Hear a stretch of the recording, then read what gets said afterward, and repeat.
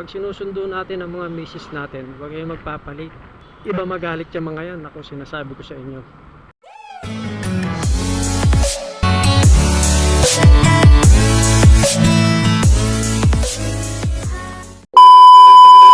Nagalit yung driver.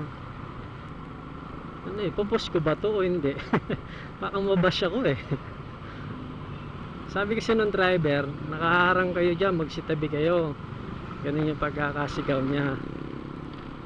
Eh ako, sakto lang ako. Yung paggilid ko kasi, yung paggilid ko, sakto lang. Kasya pa yung jeep at saka isang motor. Kaya maluwag pa kasi tansyado ko naman eh. Malaki pa yung uwang niya. Yung katabi ko, biglang dumating nga. So, ang nangyari, kumitid yung espasyo. No? Although kasya naman yung jeep, kaya lang pagdaan nga nung jeep, nagparinig. Pasigaw sabi niya, nakaharang kayo dyan, magsitabi nga kayo, parang ganun eh.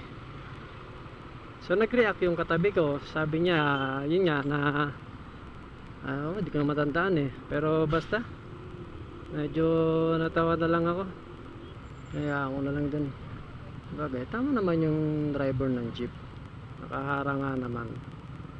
Bagay, mainit kasi yung panahon ngayon eh, kaya mainit yung mga ulo ng ano eh, mga tao ngayon. Ang ano ng tao kasi sumasabay din niya sa panahon eh. Pag mainit ang panahon, mainit din ang ulo.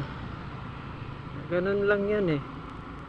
Kaya depende na lang sa'yo kung paano mo i-handle.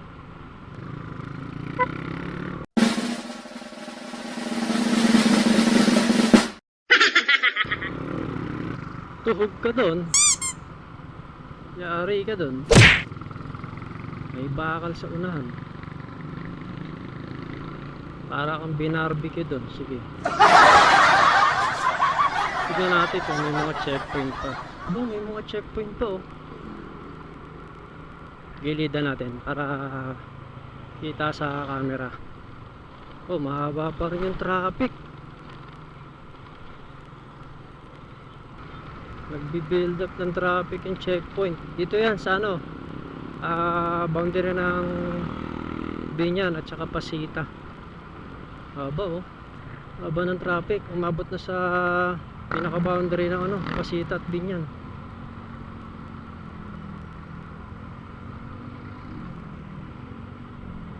Tabihan natin to. Tsagang. So diba? Nakalilim tayo. Yun lang, kakaliwa na to. Ayan, lilim muna tayo, lilim.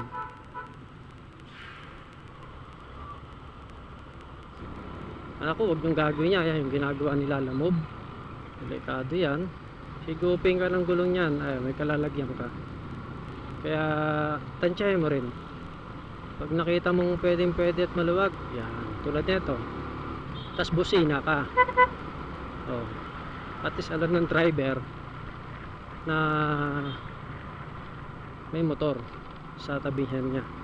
Kasi minsan napa-blind spot yan, hindi kanya nakikita. Sobrang taas ng upuan niya. Pag mga ganong mga truck, mga malalaking truck or bus, bumubusina talaga ako. Ugali ko na yun. Ako, kusang pumipisal na rin yung daliri ko eh. Kusa na rin siyang nagano na, oops, bumusina ka.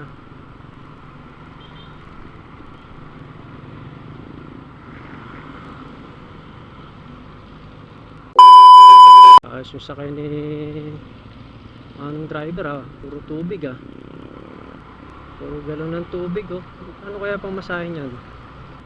Siguro pag pumara yung tubig niya, sabihin yan, manong, para po, dyan lang sa water station. Hindi ka na ba kinikilibutan dyan sa sinasabi mo? Ay, ano sinasabi mo. Kaya mahirap pag motor ng ng mag-isa.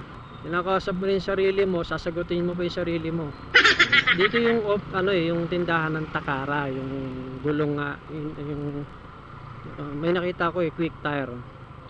Almost 1,250 lang siya, free sealant, free kabit. No, so nandito sa likod ng Lodora. Wala siya dito sa mismong highway. Ang pangalan ng shop nila Takara. So nakita ko rin sa Facebook page nila, mura naman talaga yung gulong nila. Tapos Marami silang branch. Yan dyan, no, papasok dyan yung shop nila sa Lodora.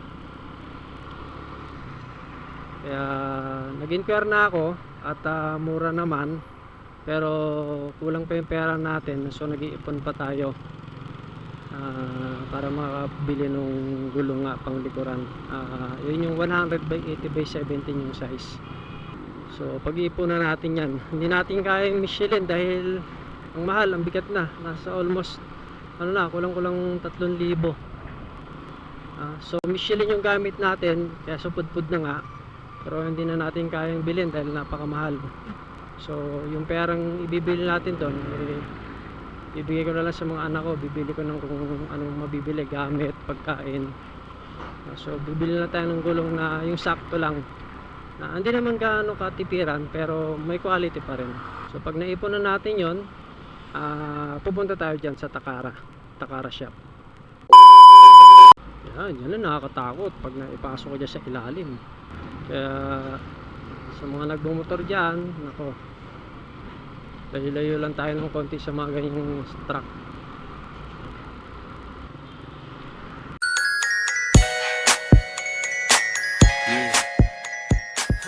Uy, Google, si Google Car nakakasalubong ko.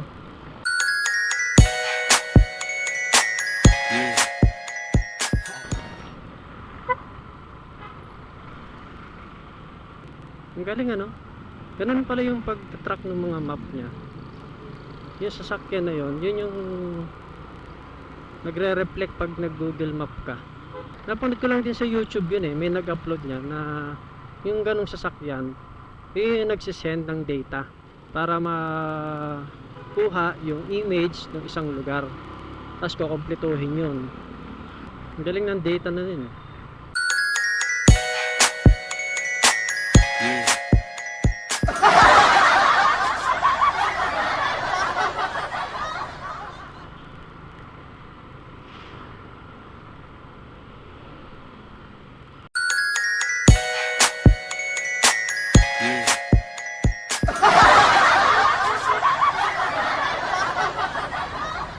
Grabe, no, kahit katanghali ang tapat, looking fresh pa rin sila, no.